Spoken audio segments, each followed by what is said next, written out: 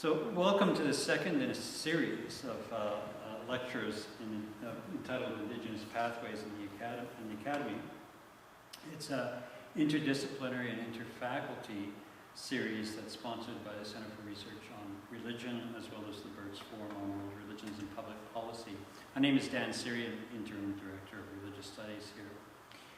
We gather together here today, acknowledging that McGill University rests on traditional First Nations territory. The island of Montreal was originally known, and you have to get my pronunciation right here, Tiohtià:ke, close? Tiohtià:ke, where the currents meet. That's apparently the transliteration of that. It's a historic gathering place for Indigenous nations, including the Haudenosaunee and Algonquin peoples. So I'd like to extend a warm welcome to students and faculty here with us today, and our distinguished guests, Chief Christine Guillaume, Professor Michael Law. As we begin, I'd like to invite Professor Ngama, Professor of Biblical Studies here at the School of Religious Studies, who is spearheading this lecture series, and for him to introduce our guest speaker today.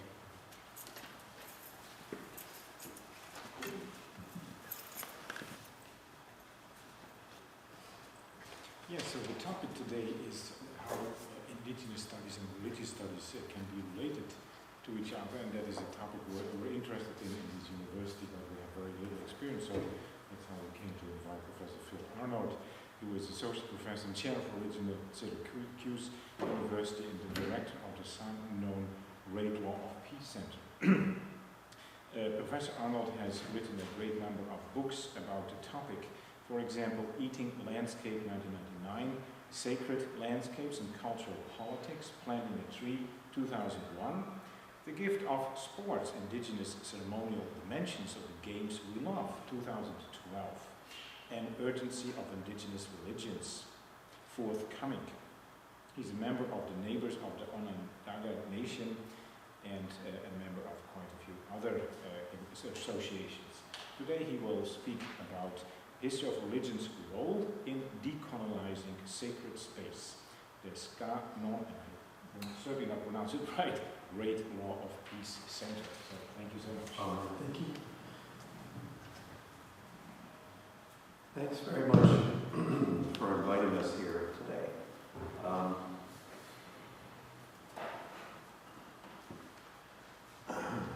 think the longest bit of the car trip was going on 720. We don't know Montreal at all, but it was like a kind of a hellscape, you know, of twisted metal and concrete falling, and we were kind of horrified. It took us an hour to get through that, but very nice to be here with you right now. I'm here with my wife, Sandy Bigtree, who has been sort of the force behind the repurposing of the Scano Great Law Peace Center. That's how it's pronounced, Scano.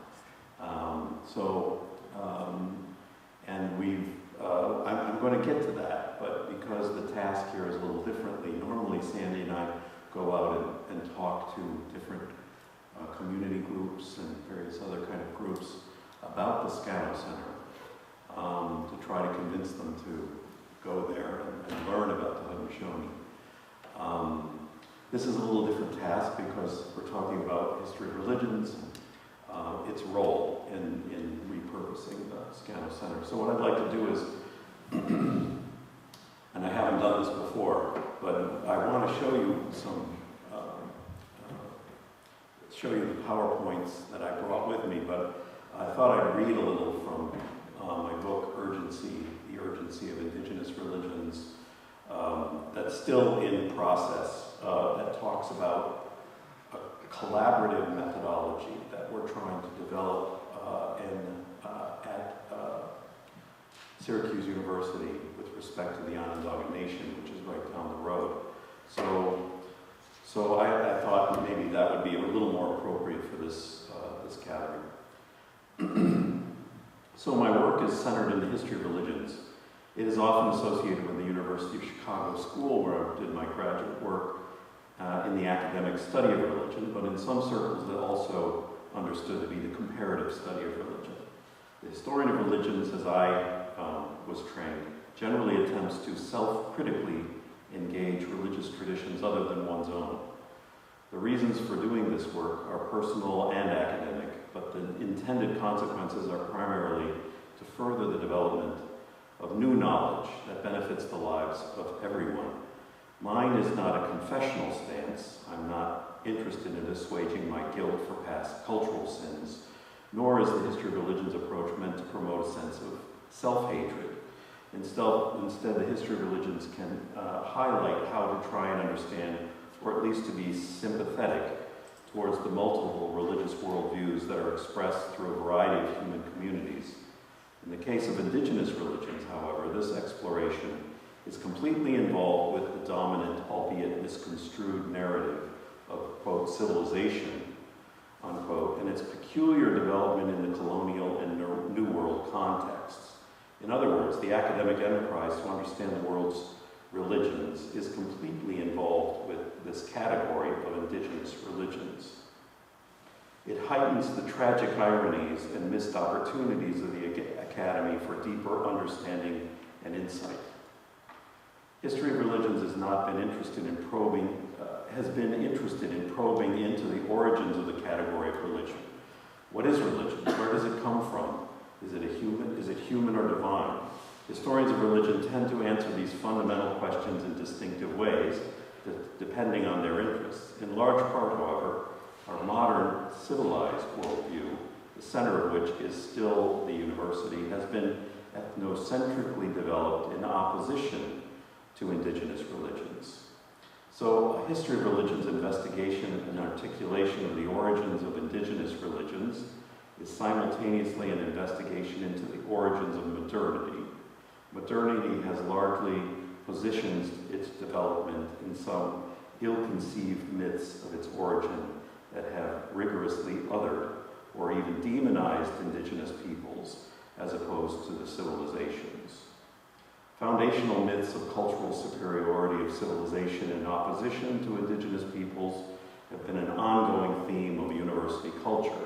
These foundations are weak, however, because they don't genuinely reflect the vital relationships between indigenous peoples and colonial peoples. More often than not, these relationships have made possible the physical survival of settler colonial people from the first contacts until the present day, while the rhetoric has been one of the innate superiority of Europeans. Therefore, the dominant mythologies of civilization are more fiction than myth, a distinction that will be addressed later in the book, and is now more urgent than ever that they be reimagined. It is critical that our societal views be reframed to include the important ongoing contributions of indigenous religions, shifting the dominating mythos of the modern world towards an indigenous emphasis moves us all toward a different way of relating to and valuing the world. Much more is at stake today than our feelings about the past. A new line of commitment to the web of a living world must be encouraged, along with an acknowledgement of past practices of cultural aggression and devastation against indigenous peoples and their traditions. Reassessing the way indigenous religions are positioned within our world thus brings together the issues of material survival and social justice. I am going to skip a little bit. So in a section I call Determining Our Interpretive Locations. So figuring out where we're coming from, as they used to say, is a really critical element of doing indigenous religions. My interpretations of indigenous religions are directly connected with my physical location. Syracuse, New York, provides an ideal location from which to reflect on the nature of indigenous religions. This is because Syracuse, and Syracuse University, is located in the middle of Onondaga Nation territory. By the way, Syracuse also has a kind of statement like the one you read, and that was only just recently instituted by our chancellor. So I think that's progress. The Onondaga Nation, known as the Central Fire, is in the heartland of the Haudenosaunee, or the people of the Longhouse, which are often mistakenly referred to as the Six Nations or Iroquois Confederacy, which historically stretches across upstate New York and to the north into Ontario, Quebec, to the south into Pennsylvania, to the east into Massachusetts, and to the west into the Ohio River Valley. In 1996, my family and I moved to Syracuse because I took a job in the Department of Religion at Syracuse University. For my wife, Sandy Bigtree, who was born and raised there, this was a family homecoming. For me, this move fundamentally changed the way I teach and write about history of religions.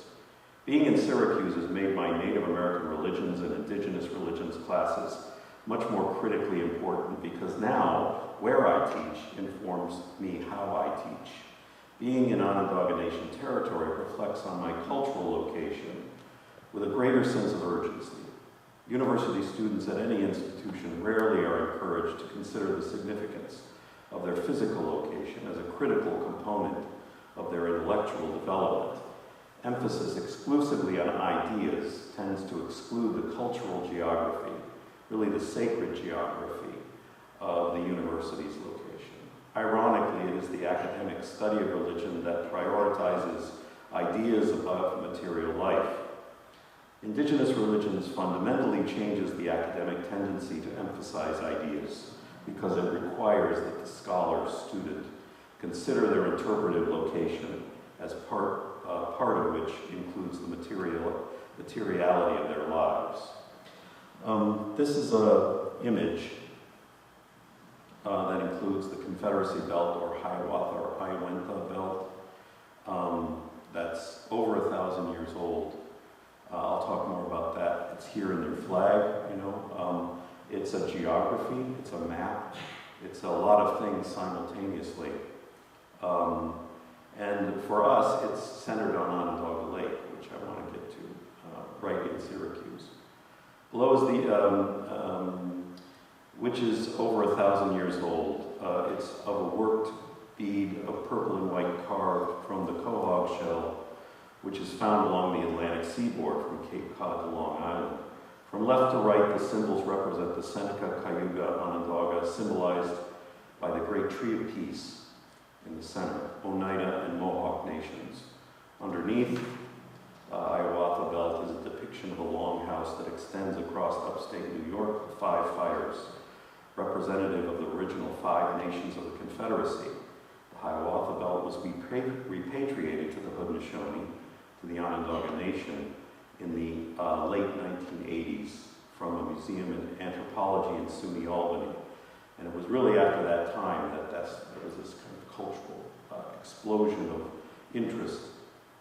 The return of this belt has was the result of a protracted struggle between the Onondaga Nation, who are the wampum keepers, and the Iroquoianists.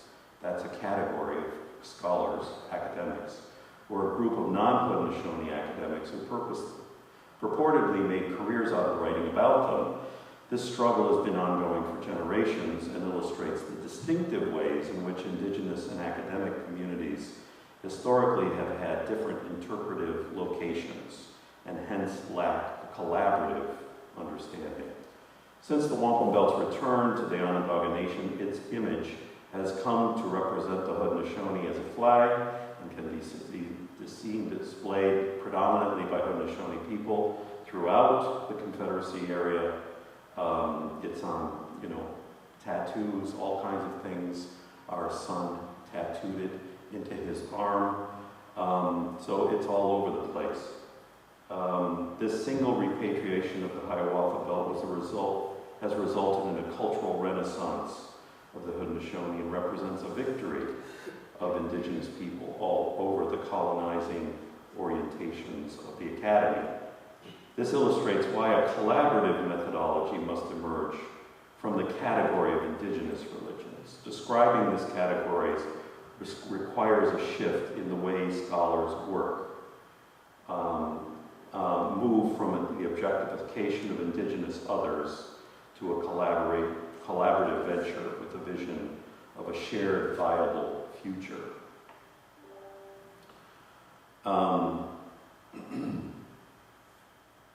So a little more about the Onondaga, the Onondaga Nation. This is their nation seal.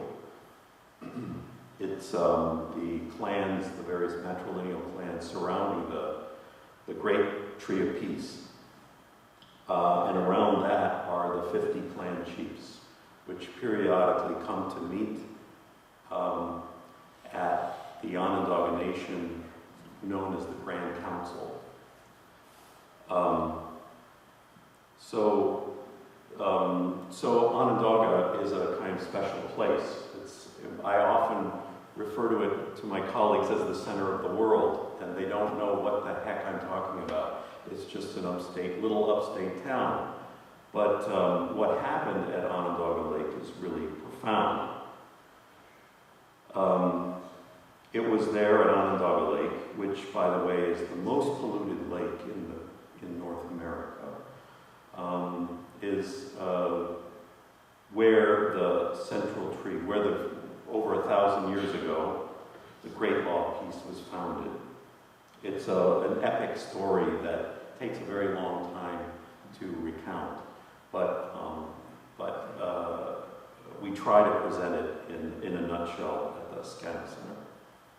Am I missing something, Sam? You just said it's the nation seal, that's the Confederacy. Oh yeah, right. You know. Okay. It's on the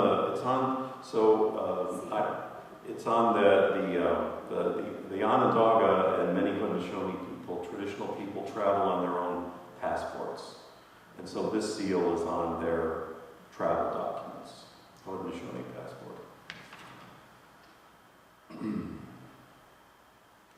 I'm going to skip ahead. So there's a variety of other events. Also mentioned that I am a member of the Neighbors of the Onondaga Nation, which is a local group that advocates for the Onondaga Nation. In the U.S. system, we have about 565 federally recognized Native American tribes.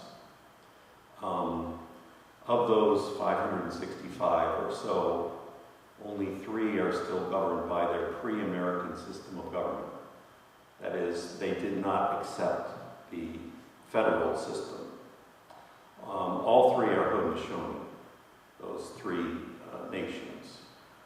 That's the Onondaga Nation. So I'm talking about the U.S. now, what we call the Bureau of Indian Affairs and the PIA governments. So Onondaga, Tonawanda Seneca, and the Tuscarora are the 3 that still govern themselves by the ancient Great Law of Peace, or Longhouse practice. This has influenced the people in Syracuse, and we put together a number of events. Notably in 2013 was the Two-Row Wampum commemoration. It commemorated 400 years of agreement between the Dutch in 1613 and the Haudenosaunee. It was a series of events over a long period of time, and then it culminated in a 2-week trip down the Hudson River from Albany back to New York, where then they landed and marched to the UN, this flotilla. And part of that was we had an event at the National Museum of American Indian commemorating, that's the Two-Row Wampum there, commemorating that 400-year anniversary and trying to remind people of the importance of this original agreement between Europeans and the Haudenosaunee. Now, what I want us to consider with the Two-Row is think of it as a methodology, because the agreement is that there are 2 peoples going down the river of life parallel to one another. The native people in their canoe, the Europeans in their boat, and they're not to interfere with one another. And there are 3 rows of white beads that separate the 2 lines of purple beads. And so those agreements referred to as the covenant chain, has to be acknowledged. In other words, what the Haudenosaunee were trying to impart was that there has to be an agreement to live on the land together and not interfere with one another. Of course, that didn't happen, right? So trying to remind people that, and this is the way, by the way, that we work in Onondaga Nation territory, right? That we can work collaboratively, but not interfere with one another, around issues of urgent mutual concern, around issues of the environment, around issues around social justice, those kinds of things. Anything that we have a shared interest in. So the two-row wampum becomes a way of working together, a kind of methodology. So I'm skipping over a lot here. What I refer to as the value of cohabitation. Let me just read a quote from Wampum Belts of the Iroquois. These two rows will symbolize two paths or two vessels traveling down the same river together. One, a birch bark canoe, will be for the Indian people, their laws, their customs, and their ways. The other, a ship, will be for the white people and their laws, their customs, and their ways. We shall each travel the river together, side by side, each in our own boat. Neither of us will make compulsory laws or interfere in the internal affairs of the other. Neither of us will try to steer the other's vessel.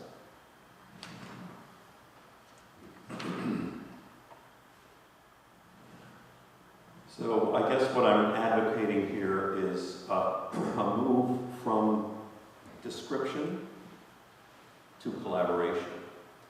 And that means that we're giving something, we have to give something precious up in the academy. It's a shift from an expert model of knowledge production to a collaborative model that can go some way to solving these methodological issues.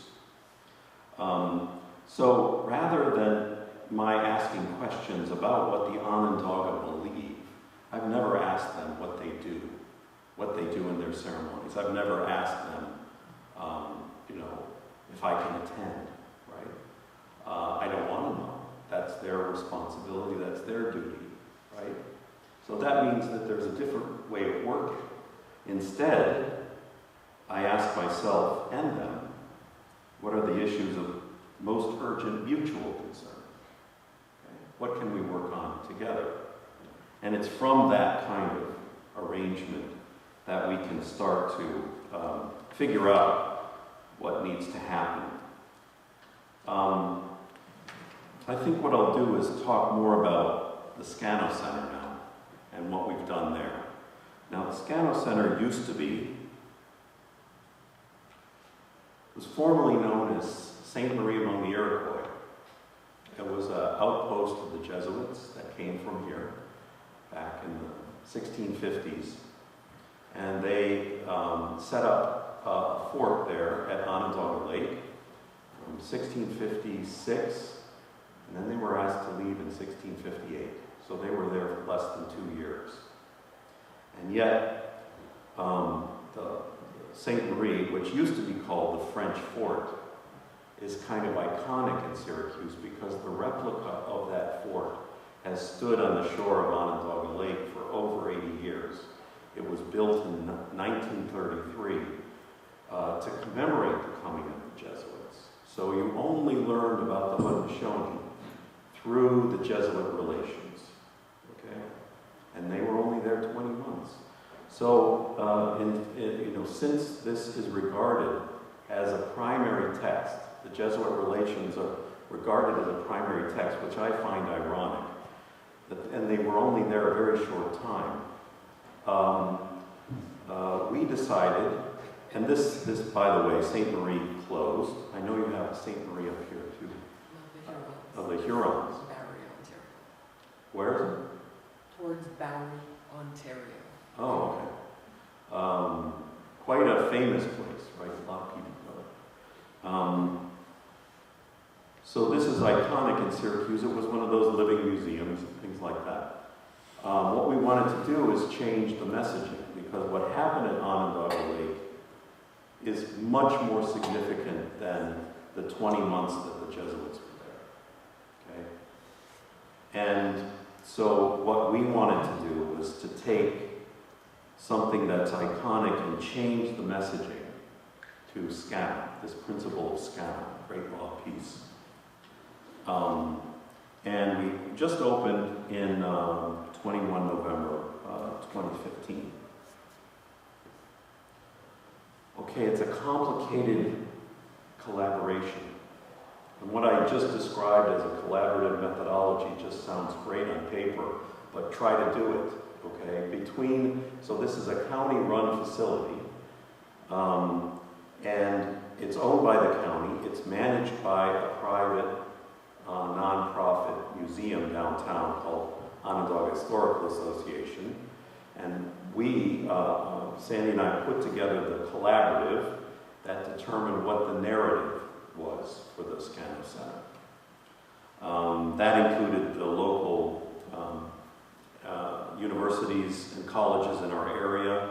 They're listed there, the Matilda Jocelyn Gage Foundation, and also the Onondaga Nation.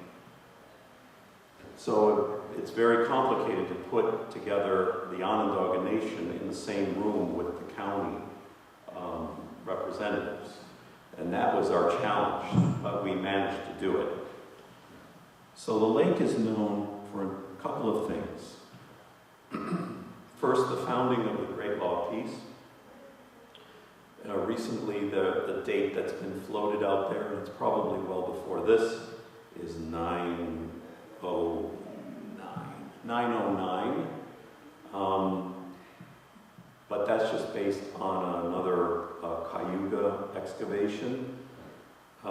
It's also noted to be the point of first contact between the Jesuits. And we do have a fort. We still have a fort. Now, some of my colleagues have suggested we could burn the fort down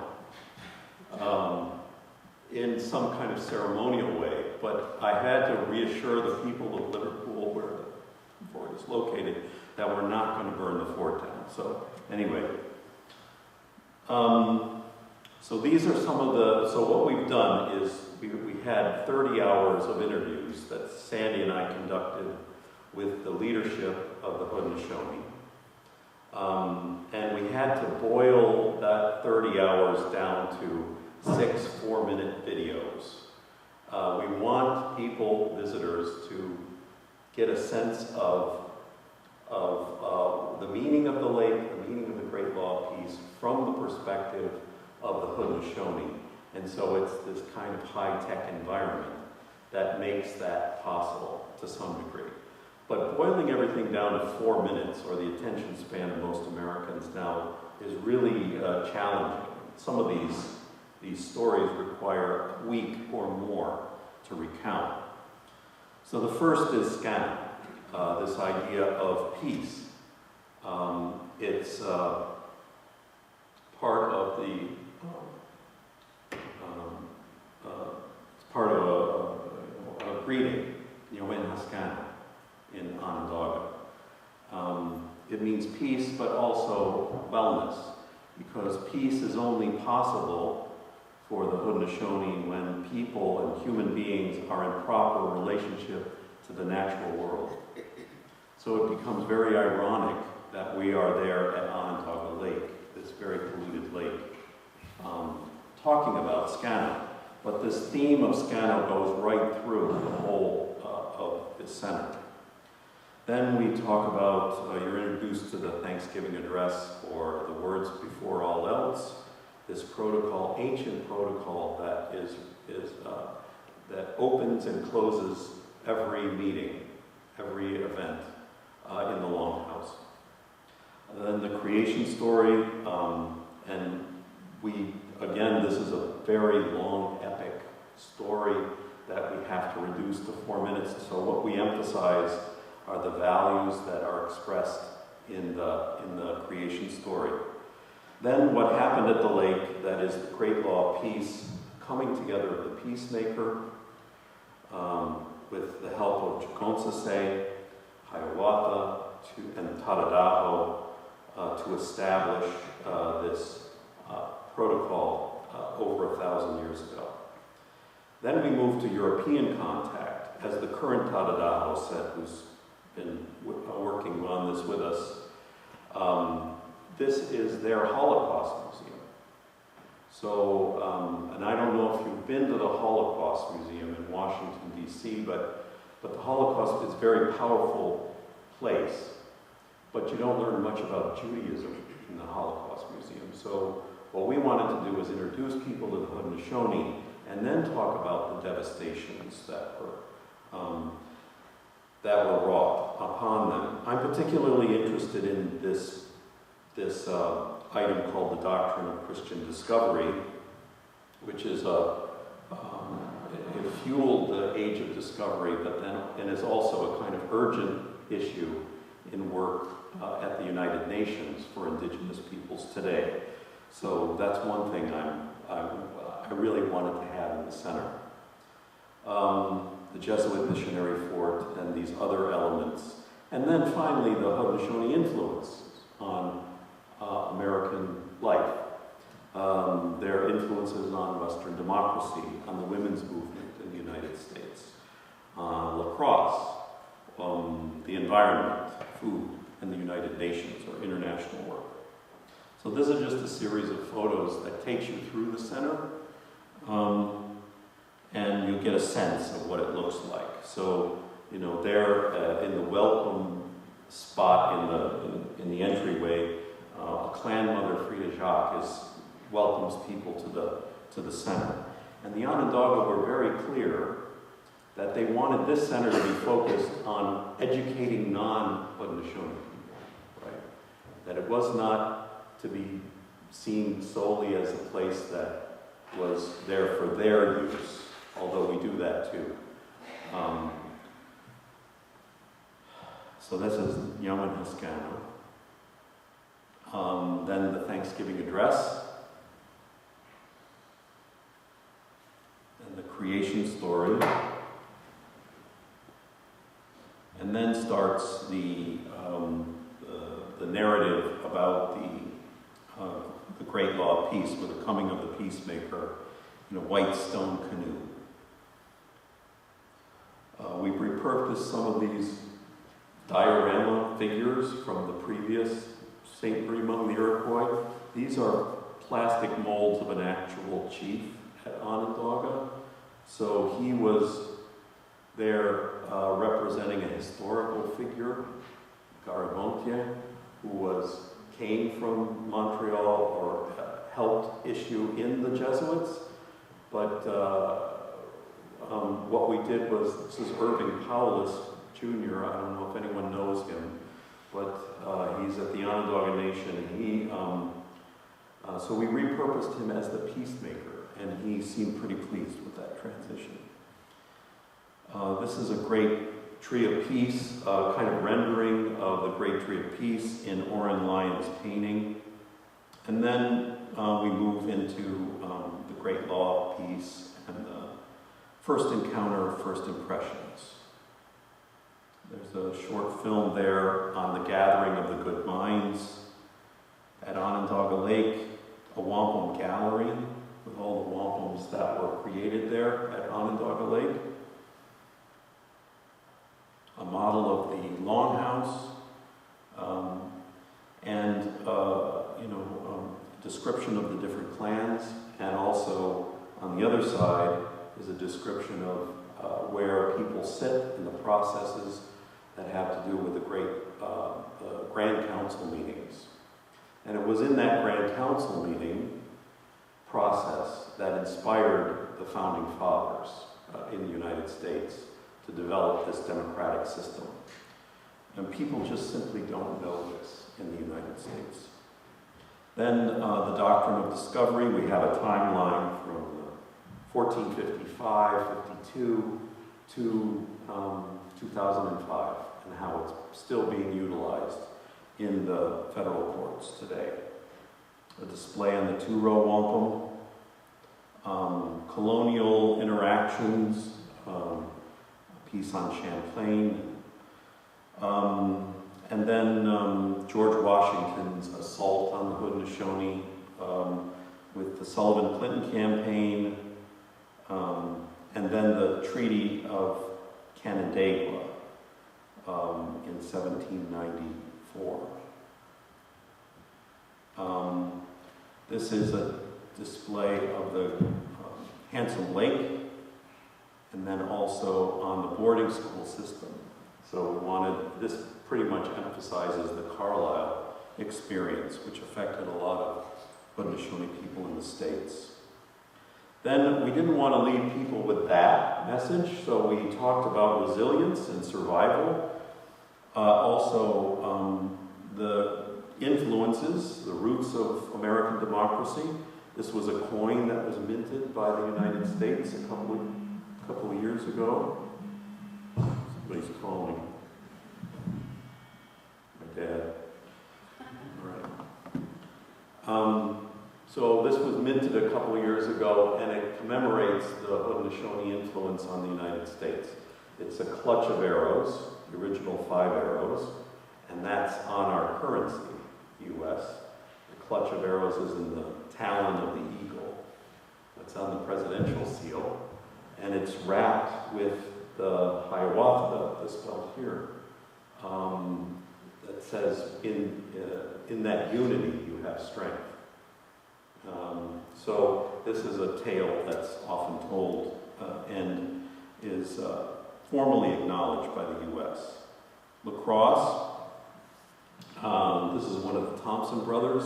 People who know lacrosse know the Thompson brothers. They're from Onondaga. They're also from Akwesasne. And we've been working with them to develop an interest.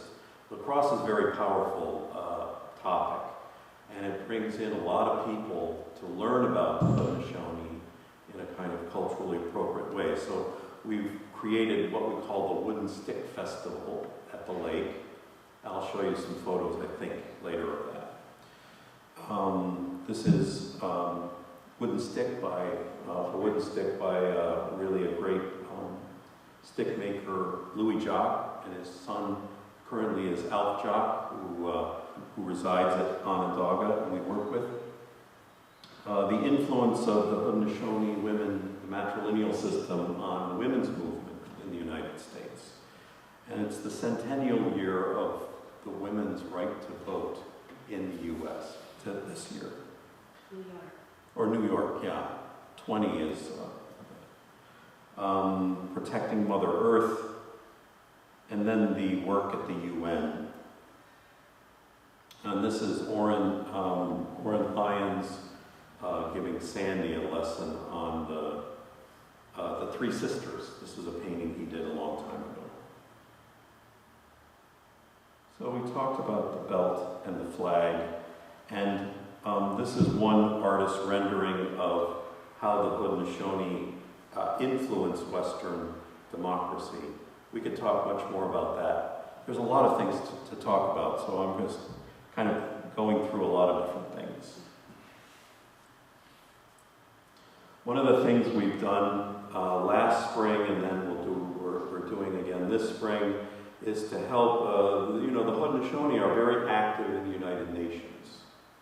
They don't get a fair hearing through the federal government of the United States, so they've been since 1977, and even before, in the 20s, they were very involved with working in the United Nations.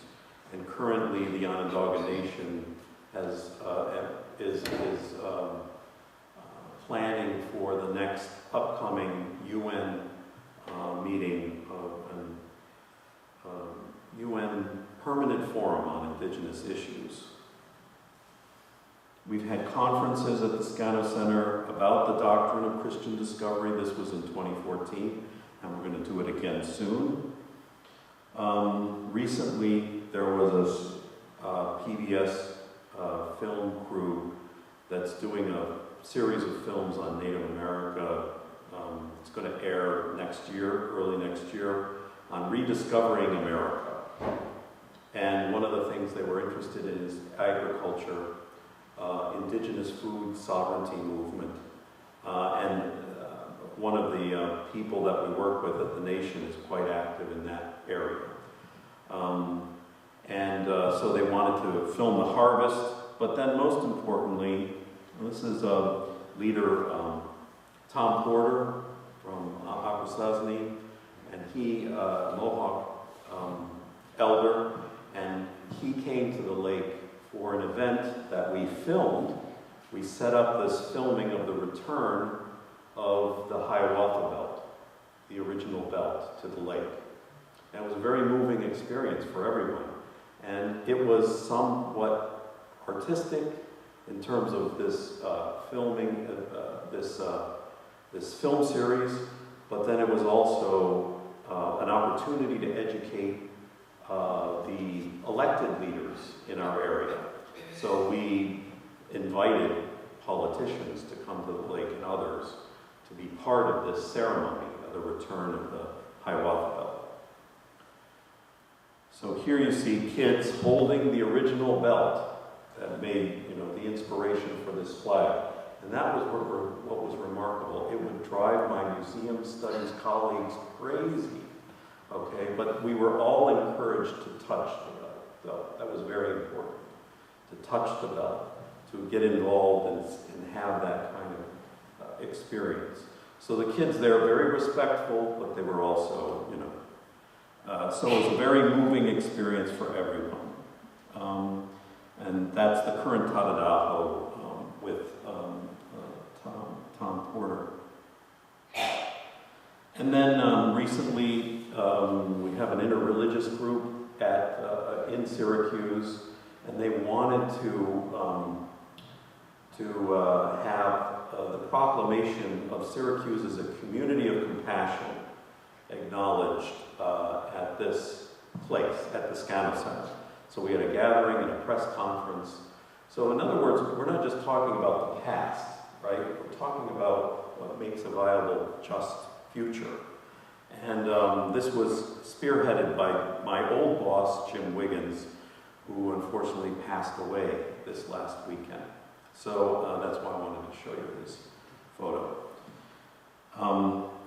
So this is an image. I'll finish with this image of the great log piece, the ancient wampum belt that's here on the flag, held by Tadadaho, the current Tadadaho, Sid Hill. And what we're trying to do is move the narrative of America to a different kind of frame of reference, right? A kind of mythic, or a new mythic orientation, right? Not excluding the old, but just helping us think about a new kind of story of our own, of our origins, that is more in line with this indigenous story. Okay, thank you.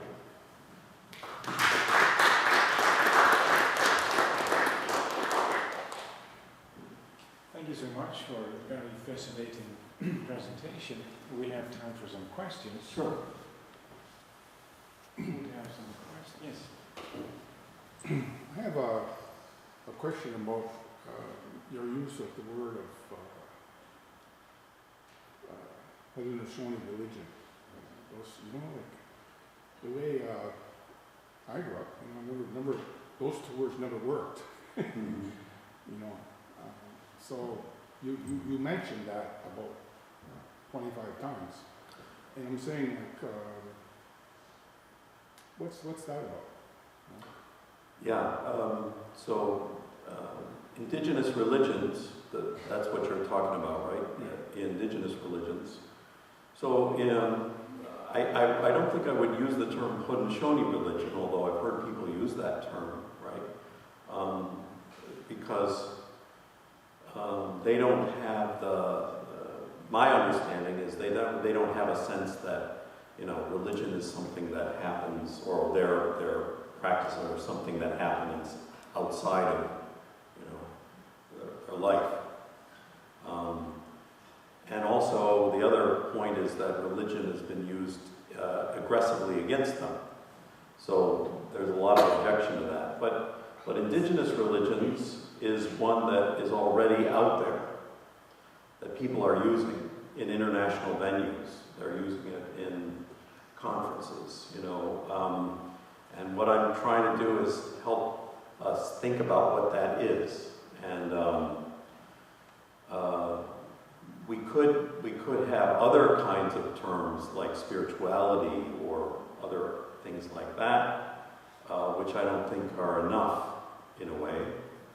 But that's kind of what the book is about, trying to figure out what's happening, you know, on the ground. Because, you know, 40 years ago, there was no indigenous, you know. It was, so these terms are kind of coming into usage, and I'm trying to figure out what's behind that, you know. So that's kind of what this book is trying to figure out. Is there any value in that term?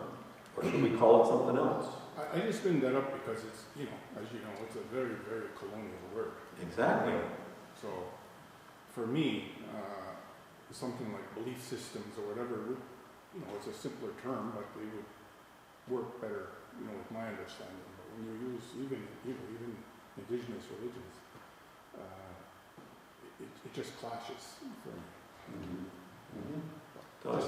Or just drop it all together, drop religion altogether. Yeah, because it's not like that at all. It's like night and day. Right. It's out there though. You know, people are talking about, in fact, there are weekend retreats on religion, you know, Native American religions and things like that. So it's out there. And I'm trying to figure out, it is a colonial term, and you're right. And I talk about it as essentially that, you know, the doctrine of discovery is in that term, right? And it's really an aggressive term.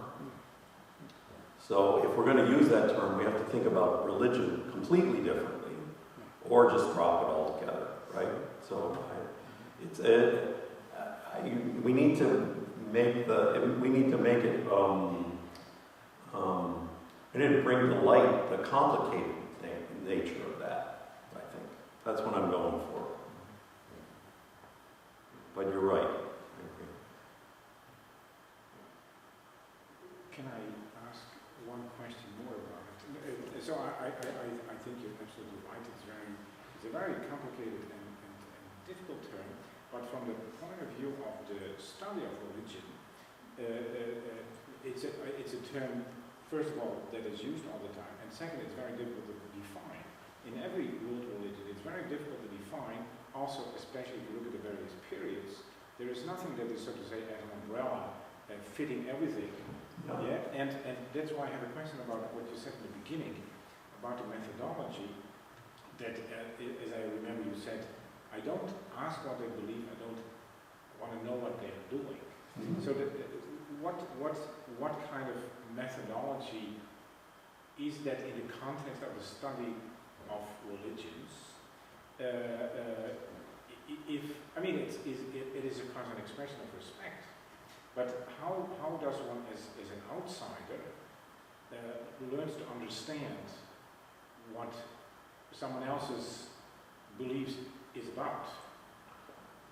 Well, those understandings emerge out of conversations about, for example, and I didn't go into this, but we had, over the last 10, 15 years, we've had this land rights action in our midst, in, you know, Onondaga Nation territory.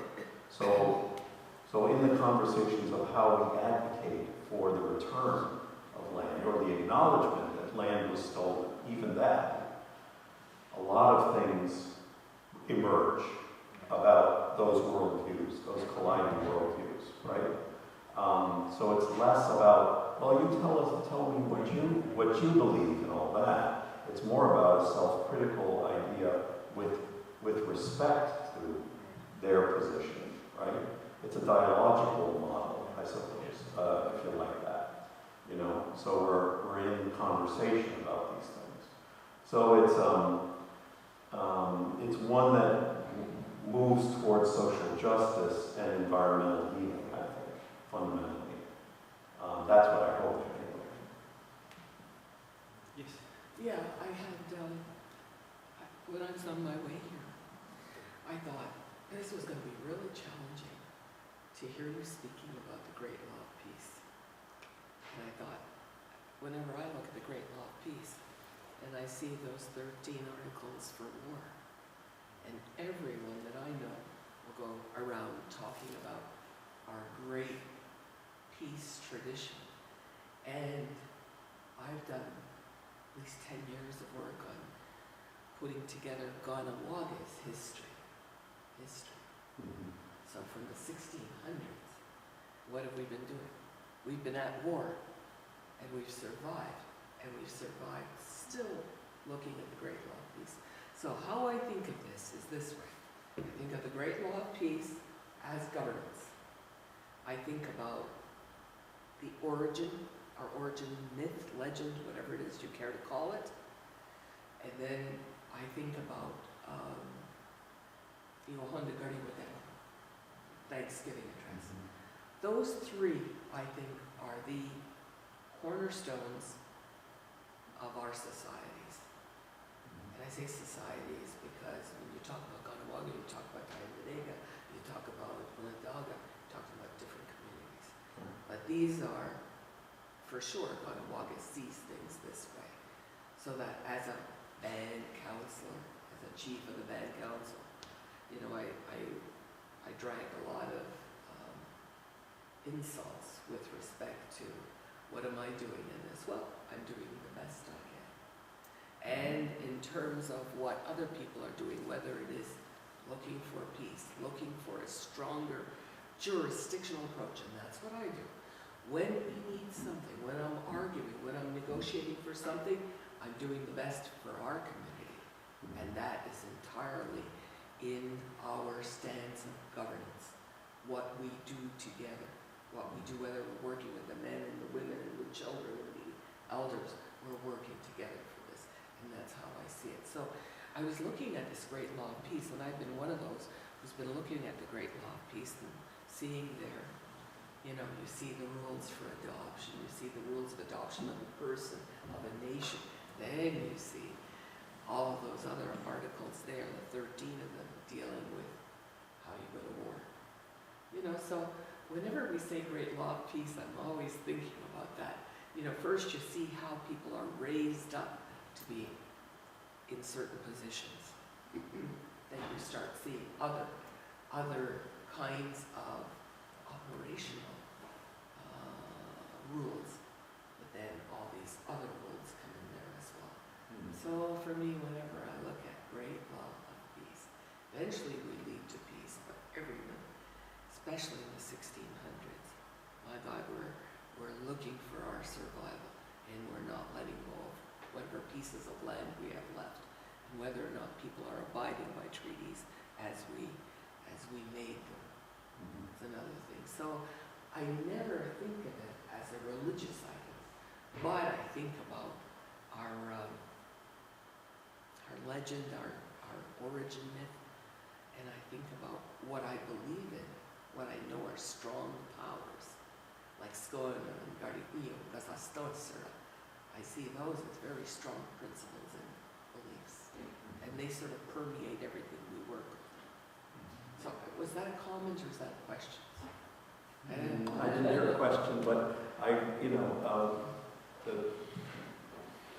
let me put it this way. So this reflects being in Onondaga Nation territory, as you were saying. You know, so it's quite. It probably would take different character if it were somewhere else. I think to some degree. I mean, it would be different. Not for governance principles, not for beliefs.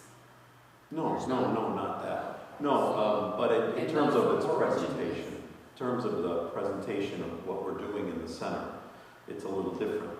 For example, you know, the figure of Handsome Lake, you know, the Kaiweo, is a controversial, but not in Onondaga territory, right? So we had to have that piece there because they see that as a key piece in their in their survival.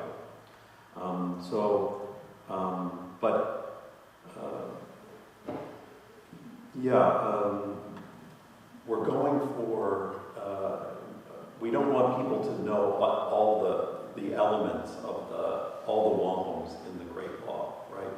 We would like people to have an appreciation and respect for those, for that perspective. It's something that you don't get anywhere really in educational training. Kids don't get it in school.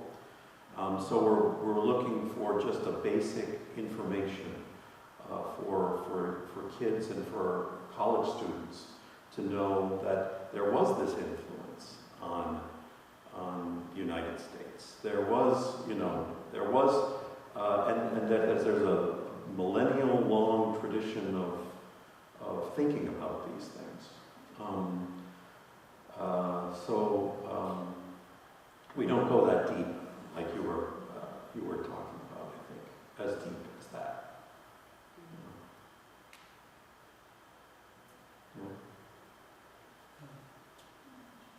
Follow up, I guess, on Professor Uguma's question about methodology. Just from your brief comments, seem to suggest that traditional sort of academic methodology, in a certain sense, mimics colonial practices. Yeah. In the sense that, you go in there, you excavate, You extract. extract sort of these elements of the culture, the beliefs, the rituals, and then go back and sort of produce a product, a bunch of products, whether it be books or whatever it is. It sort of mimics Knowledge production. colonial structures of appropriation, cultural appropriation, and knowledge production. And you're proposing a fundamentally different methodology. I mean, right now, McGill is in the process of sort of mulling through task forces and initiatives that have been underway over the last year. How does the university engage indigenous traditions and indigenous peoples? The danger, of course, is that it goes the usual route. It generates these knowledge industries. And I just wondered if you have any thoughts on a kind of practical level, how would in a university context, how would this more collaborative methodology work? I know some universities have sort of elders in the mix, so to speak. I don't know if that's... Well, I think it's happening already in other areas of the university. I'm not saying that this is unique in some way. I've always admired academic work that is somehow transformative, right? That is taking a stand, expresses a commitment. You can see it in, feminist studies or, decolonization or post-colonial studies, right? Whatever you frame that. There are a variety of other things that are trying to affect some transformation, cultural transformation. This is no different than that, right? So I think that's where we're headed, frankly, and there's kind of no turning back, But it's a different industry. It's a different kind of labor. Just push back on that a bit. You can still have, it can still be controlled, even the transformative by a group of colonial types, or post-colonial types. Yeah, sure. How do you get to the collaboration in a real way? I guess that's my question. Well, that's what I was saying. You have to fashion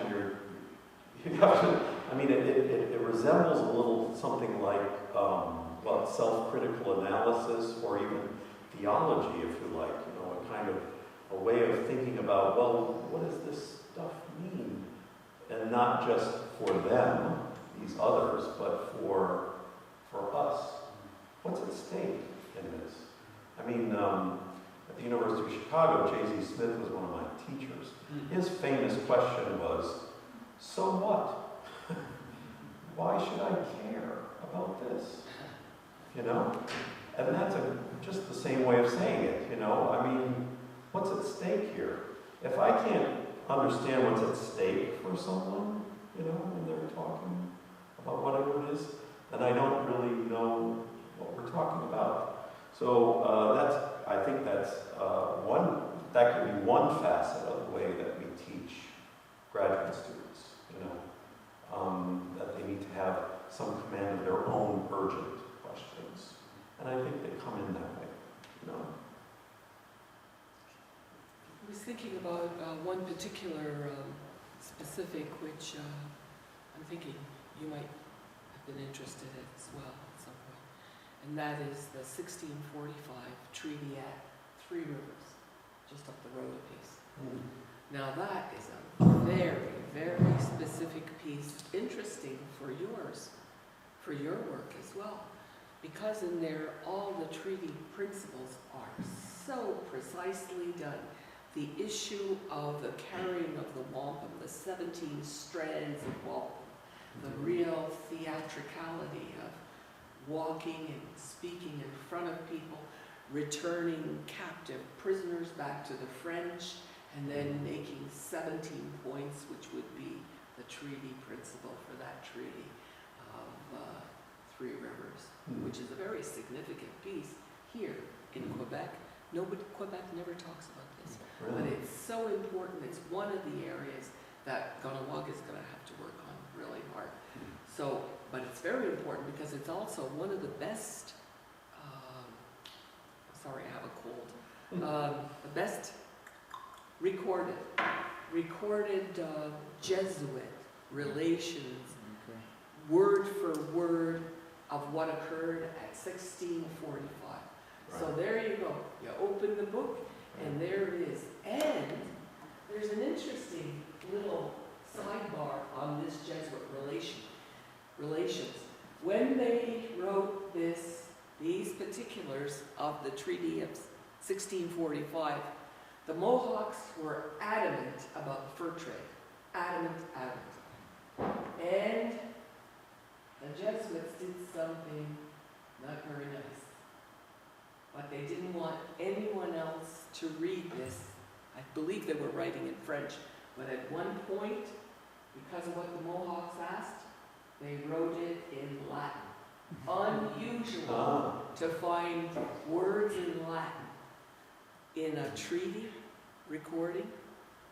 So that meant that these are the kinds of things sometimes you have to cover up, because we got something out of the negotiation which was not great for other peoples who were in the way of our fur trade.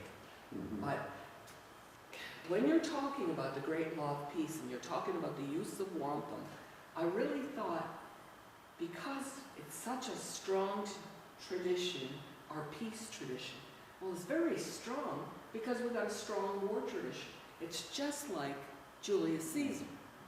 And everyone knows what he says about, if you want peace, prepare for war. And I've always, unfortunately with a lot of enemies, I've always maintained this portion because I know what a strong military group we are. And that's the reason why we tend to be respected for our military expertise and might. But it's fashioned on the Great Law of Peace. And I know you've created, and you're here because of the Burke's Forum on World Religions and Public Policy. Well, certainly it's really inbred to all of us, and we've got these principles, peace, power, and righteousness, those principles. And yet they're all put together to speak on those wampums, putting things together and making points in your negotiations, being able to then present the piece of wampum and say, this is what I just said. And so you hang it over that person's arm, then you go on to the second point. So that's the Great Law of Peace. That's the strength of it, in that it can show governance, it can show principles on how to behave and how to be. And maybe that's part of religion, how to behave and how to be. It's values. Maybe. Values. Values. Yeah. And how to relate to one another. It's ethics. But I would just like to point out that 1645 treaty you just mentioned, that could be a collaborative project between. If you need to know about, you need to gather those texts together, you know, that could be a university community project. Because we have a wampum belt that tells the story of the Jesuits coming to Onondaga Lake. It's called the Remembrance Belt. And then we have the Jesuit relations version of what happened at Onondaga Lake. So this is from the 1650s, right? Now, the Onondaga have an account of that wampum belt, but it never appears in the literature because it's not a text, right? It's not part of the Jesuit relations. So you only hear the Jesuit version of that history. So what does it mean when you put those wampums together with a historical account? They're at odds with one another, essentially. Because what happened was, we know it was traumatic because the Onondaga are the only group of Haudenosaunee or community of Haudenosaunee that does not have a Catholic church on their territory. Never has. And there's a reason. And it has to do with that event at Onondaga Lake. They're at Akwesasne, they're at other places, right? So, yeah, right. But what happened there, we know, was traumatic. And it changed things. But when we can't get at it, we can't really have a conversation to, if you like, to heal that rift, if you like, right? No. With our Gadarida-Gakwita, Saint Gadarida-Gakwita, you know, she's Mohawk, Algonquin, and she grew up with our people. Who are you talking about? Gadarida-Gakwita, Saint Gadarida-Gakwita, Ganawagero. Yeah. And so I keep thinking about her so much in the sense of Sungwayatism, creator, and her relationship with and how she believed in Sungwayatism. And because she's considered, and it took a long time for this to get through the Catholic Church to create a saint. It's one of the most difficult things to do. You work on it for, she died in 1680. So that's a long time before she got to sainthood. And I don't throw her away at all. I think she's a great mystery. A great mystery. And a great powerful person. In the way that we know the women at home can be powerful people. Not in just strength, but in spiritual ability, which is what she had. So in other words, we have Catholic churches in our communities, Protestant, Pentecostal, Right. A lot but of churches. still Ugahumba, you know? Yeah. And that's what never died. Right. So, you know, there's maybe reasons we have the Christian churches there, probably political maybe, I would think so. Not, but we've always known who we are, and we've always continued, you know, on being,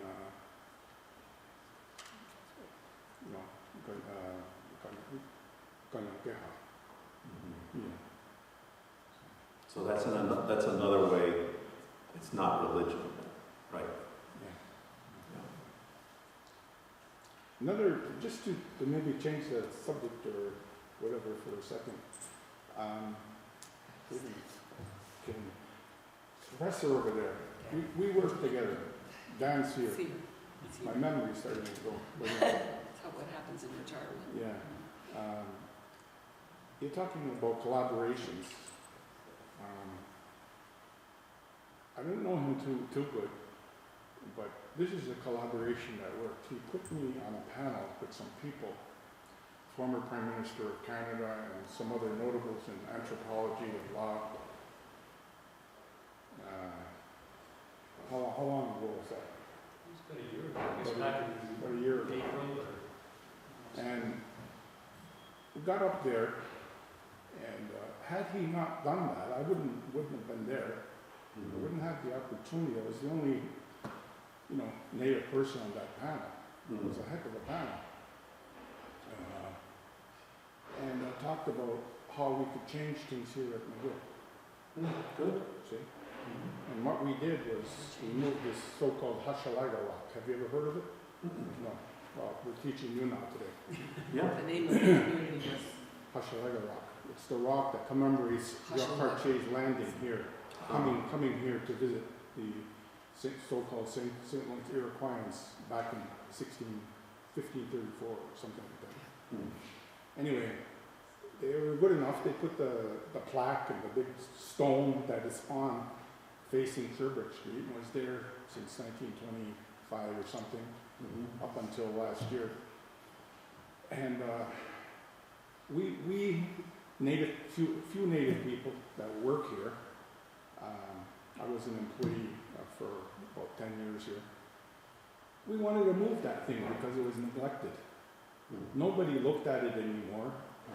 You walk through the main gate and all you see is the founder of McGill, James McGill statue there, and that's about it. Off to the left, under the trees in the dark, was this stone with this, which talked about the meeting of Cartier and the Iroquois. And I had been trying with a bunch of other people to move that thing for about 5 years, I swear, working with the powers that be here. And Daniel must have caught on to what we were trying to do and invited me to speak there, which I just spoke about the simple thing that should get the money, whatever it took to move that boulder right across from James McGill's statue. You got to go there. If you're here tomorrow, go see it. Okay. We got it done. Okay. Now, just like what you're doing at your center, okay, when our students graduate every year in May, they have the big convocation. There are thousands upon thousands of people there. And now they can look and they can read that plaque and they can learn about a few things. And it's because of, I know he's probably embarrassed about this, but it doesn't happen unless you have people of good minds who want to do good things. And they don't have to be cost a lot or anything like that. It's a simple moving that boulder so people can see it. And furthermore, that flag, there's a McGill martlet flies on top of the arts building. Okay? And that martlet, I like to get to the essence of things. What is the martlet about? A lot of people don't know. And it's a bird, it's written back here. And if you look at that bird, it doesn't have any feet. And the reason for that is that bird is supposed to never land, because that bird is always searching for knowledge. Relentless, always looking for knowledge. Well, there's some knowledge right there. And I put it to the Provo, he's a very good man, Provo Manfredi, to put that flag during Native, we have our First Peoples Day in Canada here. I think it's June 21st. Why don't we put that flag up there for one day? He said, why don't we put it up there for a week? And why don't we have some permanent flags by the rock that we're with? Right. See? Why not? And this is all because of one good collaboration. Simple things. How much does that flag cost? But it's the symbolism. It's the symbolism of all this. Just look at all this symbolism here. This is all symbolism for the European people. It's not symbolism for us. And things like that can be worked out, can be done, but it all has has to do with having friends in the right places. And it doesn't cost much. Our chancellor just started putting up flags all over the university. We have something called the Haudenosaunee Promise Scholarship at Syracuse University. I heard, yeah. And we have a lot of Haudenosaunee students now on campus, and that really changes things. It's a scholarship, full scholarship program, and it's a lot of money, but they have to be able to get in, so over the last 10 years, that's changed things, and now we're flying the flag right, all the time, right on, the quad there, or wherever. So they don't cost a lot, but the symbolism is very powerful. That was the thrust of my little speech that I gave that night. Yeah. With the Prime Minister, was the effects of symbolism. I mean, you have to see something from your culture or your belief system to relate to. How can people like that flag or enjoy looking at that flag if they never see it? How come people, can fully appreciate it if it's not seen? So that's why we moved that boulder. That's why we want these flag up. And then further than that, there's about 10 other nations here in Quebec. It's not just the Kanakahaga, there's the Innu, there's the Inuit, there's the Atikamekw, there's the Cree, there's all kinds of nations here. But we want to start that flag, that first Iroquoian people or Haudenosaunee people put that flag up first. And then maybe the year after another nation, then some, and rotating basis. So there you go. We have a little reception downstairs, so we have much more time to talk. I hope it's our setup. And Some wine, I think, too. Did you work? Good food. yeah, okay. So we have more time to talk, and on the way, and we want to say one more time, thank you very much for your attention. Thank you.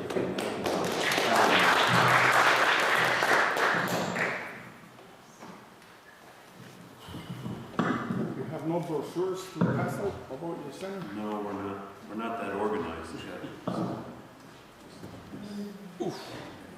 Scram for the bite to eat. Yeah. We have 2 minutes to get that water, so if you're expecting to head over there now, so we can eat.